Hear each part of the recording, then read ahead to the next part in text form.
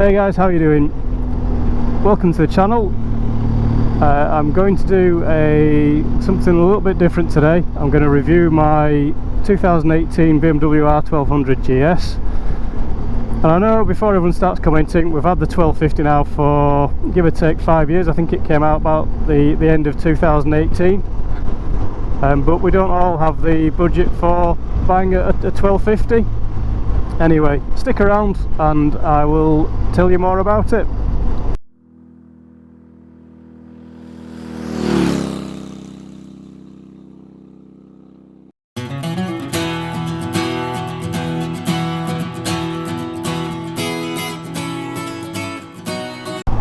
Well, I'm heading back into the Yorkshire Dales because why not? It's on my doorstep and it's a great place to ride. So I'll give you a little bit of history of my riding background. Prior to the GS, the bikes I was riding were sports tourers. Going back to when I started riding, which was the late 90s, everything was 600cc sports bikes, so CBR 600s, R6s, the ZX6R Ninja, J6R 600, etc. So if you didn't ride a 600cc sports bike back then, you were nobody. The GS obviously existed back then, but it was really owned by old farts at the time, and nobody the younger end of 40 probably wanted to even own one. However, a lot of that changed when McGregor and Bowman did their long way round ride and chose the GS to do it on. So that really put the GS into the spotlight, and they started selling lots of bikes then, and they've carried on ever since. Where was I? Right, yeah, my recent bike history. So sports tourers, and I got over time headed more towards the touring side rather than the sports side, and realised that I wasn't actually going to be doing any more track days anymore. I've kind of had my fill of doing that, so it was going to be more longer distance riding. And I don't really know why I ended up changing the R1200RS. I think I was starting to get a couple of little gearbox gremlins in there because it was one of the first ones. Sorry, the first RS's, the liquid cooled 1200. The gearbox wasn't brilliant, and after I'd had my stroke I started having more and more problems with my slightly gimpy left foot, and changing gear became a bit of a problem. And with the slightly agricultural gearbox, it was just making it more and more difficult, and I've got a feeling that bike had a slight problem with its gearbox anyway, which was going to start costing a lot of money to repair. So anyway, took a decision to dive onto a newer bike, and I was weighing up the 1200RT or the GS, and sided with the GS simply on looks really. Didn't feel old enough to start riding an RT. It always seems to have the image of a bike that you'd have to be 50 and over to ride. I'm probably slightly wrong on that, but I've done a few different things to the bike. I'll start with the obvious one, which is I've changed the screen from the standard BMW screen to a MRA Vario Screen. I was getting a lot of turbulence from the original screen, and it didn't really matter whether the screen was low setting, high setting, made absolutely no difference. I was getting loads of turbulence around my head and shoulders, and on long drives it was getting really hard work, very uncomfortable, tiring, noisy. And so made the decision to buy the MRA screen, and it's improved things no end. I think that was maybe £100, something like that. Money well spent. So it's a lot more comfortable, a lot quieter, a lot less tiring on long runs, and although I still get airflow over my helmet and shoulders, it's smooth, it's non-turbulent, so it's much easier to deal with, and much quieter. The other thing I changed was the sat-nav. So this bike came with luggage and the Navigator 6, a BMW sat-nav, which was great to start with, but then started getting the ghosting gremlin, which you might have heard about. Basically what happens with it is it seems to get either dirty or fingerprints or anything like that on it, and then the screen starts behaving as if somebody else has taken control of it and just randomly pressing things on the screen. So you can be riding away using the sat nav, no problem. All of a sudden it just keeps flickering from different screens, and you simply can't use it, so you're having to stop, wipe the screen every now and again. That works for a while, but again, as soon as you start using the touch screen again, you start getting these ghosting problems. So I sold that and got the Garmin Zumo XT.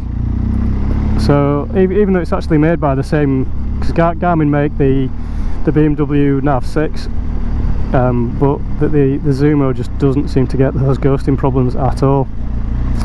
It's been really good. The one thing you do lose is the control of the sat nav via the wonder wheel. So everything is via the touch screen. So it's a little bit fiddly when you're riding, but worth it. Just to be able to rely on your sat nav whilst you're and not having to stop every 5 minutes to try to wipe your screen off. I've used the original BMW cradle for it, and there's a firm that print a 3D printed adapter plate, so you can actually attach the Zumo to the original BMW cradle, still have your power, etc. You don't have to mess about with anything else. So if you already have a bike that's got the preparation for the sat nav, I can't remember the exact cost of it or who made it, but I'll find it out and put it on the screen. But again, that's been money well spent as well, so I don't have to mess about with trying to get it fitted professionally or try and bodge it myself. What else have I fitted to the bike? Engine bars and a Mudsling, simply because the rear of the bike, the shock absorber is not protected at all on the standard bike, so if you're riding through bad weather, the rear shock just gets absolutely coated in filth all the time, so it's obviously not good for it. And that was expensive. It's a very expensive piece of plastic that slots in. It's dead easy to fit, takes about 5 minutes. Clips onto the original little plastic flap that's there to try and protect the shock absorber, and then it zip ties to the rear subframe. But I think it's about £140 or so it's very expensive for a big piece of plastic. And then I'm sure there are much cheaper versions around and options, but I didn't really want to buy an eBay Chinese rip-off special. I've heard horror stories of these things not fitting particularly well, rubbing the back tyre. Not really something I want to experience. And I think that's been about it really as far as changing things have gone. I changed the original luggage that came with the bike was with the Vario panniers, the BMW Vario panniers, which were great but didn't seem to be big enough. I was going on a lot of wild camping tours and taking quite a bit of gear with me, and the panniers, the Vario panniers just weren't big enough for all the stuff I was taking with me. I looked around at the aluminium panniers that were available and found a company called Bullshift, which is based in the UK, specialises in luggage and accessories for the GS, and they were pretty good value from what I remember. It came with a rack, everything really nicely fitted, and again that was money well spent as well. The boxes are actually huge. I think the 150 litres for the 3 boxes combined, so the side panniers and the top box. I changed the original tyres after I'd worn them out. They were the Bridgestone A41s, I think they are, the sort of slightly semi-off-road type tyre. Didn't really like them, they didn't feel that confident in the wet. So I've now got the Michelin Road 6s, which I love. They're absolutely a great tyre. I can't really comment on longevity as yet, because I've not done that many miles since I've had them fitted. I think I've done maybe 1500. I mean, so far there's no sign of the things squaring off, so they've done pretty well so far. I have absolutely no idea where I'm heading this way. This guy's taking no prisoners, is he? Cheers, bud. Okay, so what have I done on the bike since I've owned it? I've been around Scotland twice, I think now. I've been to Wales 4 times. I've done 600 mile plus days in the saddle. I've been absolutely fine. Oh sorry, there was another thing that I've changed. I did get, because I'm on the shorter side of the height scale. I'm about 5'9" or 175 centimeters, I think that works out in metric. So the bike came with a standard seat, and is on the standard chassis setup. It's not a low chassis. So I bought a low seat, a BMW low seat, and also I've changed, there's a clip that fits in the front underneath the saddle to hold the front end of the saddle, which has two round I suppose bushes sort of things that the front of the saddle clips into. So on the standard BMW one, these things have a hole right in the middle where they fit onto the mounting plate, and that's centralized to the rubber bush. But you can buy one which is like, it's more like an eccentric adjuster, so that allows you to get another maybe centimetre or so of height difference. So between those two things, the low seat and the eccentric adjuster, I've managed to get it to a point where I'm actually pretty comfortable with the height of the bike.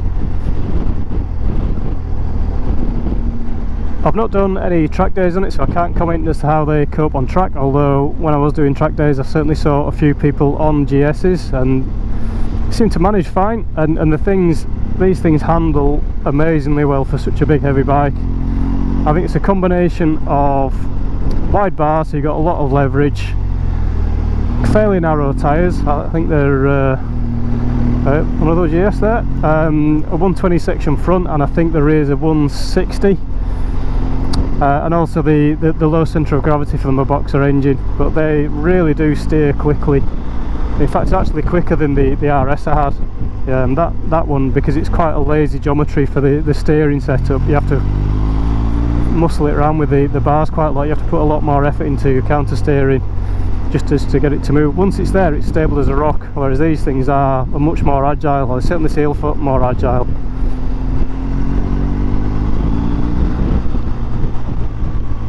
So I think really, if the question is, do you want to have a GS, it all depends really on what sort of riding you want to do on it. These things have a huge amount of torque, low and mid range.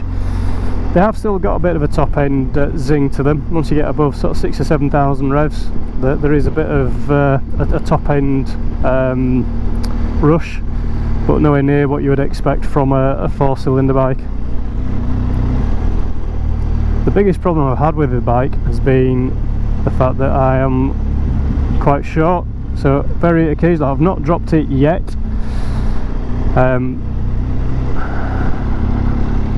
but I've been very close once or twice, and it's really only where there's a steep camber on the side of the road. So if you've parked it, it can be quite difficult to get it off its side stand.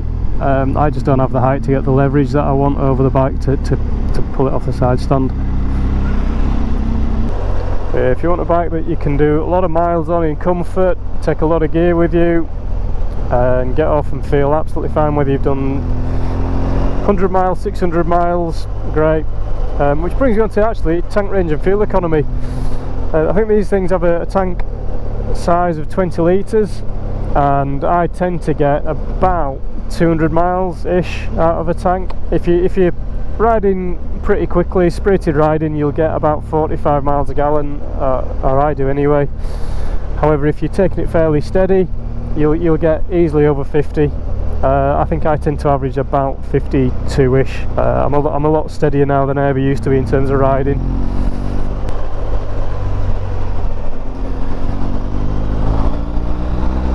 Okay, big question, would I have another GS? I probably would, and the only reason I say probably is I'm very tempted to go back to more of a sports touring type of bike. I've got my eyes on the RT, and really I'm just waiting until a point where I can justify spending a lot more money on a different bike.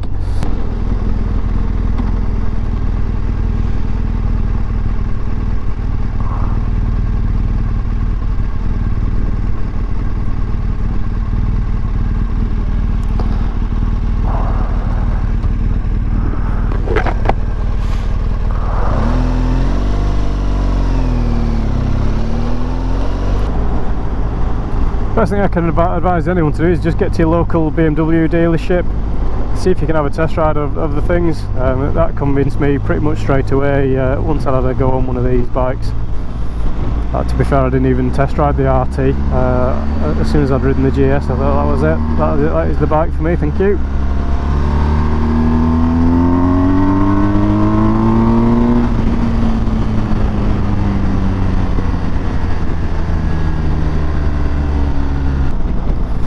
So this is probably going to be my last video for a little while. I don't have much time to get out on the bike over the next few weeks, and the next ride is going to be my North Coast 500 trip. So there's going to be 4 of us doing the trip, and I'll try and video as much of that as possible. But I think the North Coast 500 is going to be quite a long, I'll do it in a few sections because it's a 6-day trip. So that just leaves me to say thank you for watching if you're still with me.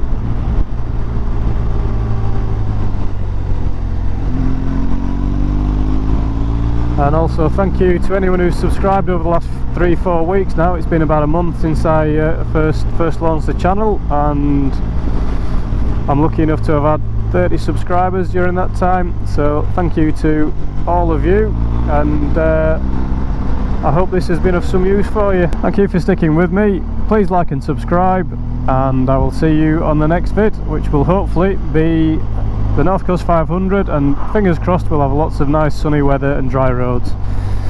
See you all soon, stay safe.